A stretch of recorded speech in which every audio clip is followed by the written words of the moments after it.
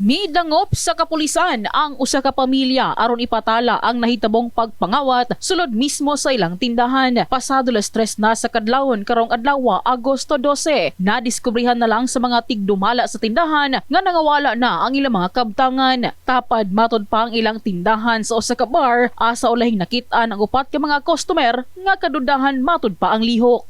Mga 3 yata, kay 3:30 na balaan naman namo nga nawala na to sila, pero wala gid may ako diha man ko naghigda sa may duyan kay wala na may customer dire.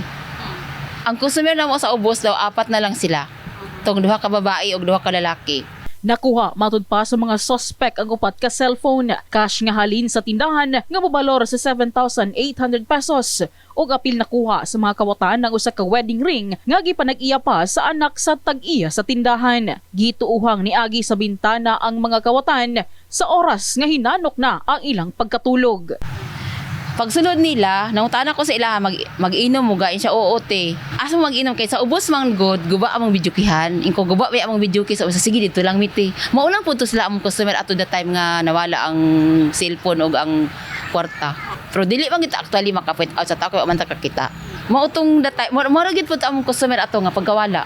Wala matod pa sila gimontar nga CCTV sa ilang tindahan og pakyas nga makakuha sa mga duol nga establishmento. Igo na lang nanawagan si Yoyong Rabelo sa mga responsable nga iuli na lang ang ilang mga kabtangan. Mo gani ibalik na unta nila maluyon taon sila kay wala gilain mingsur sa panginabuhi na mo sa pa.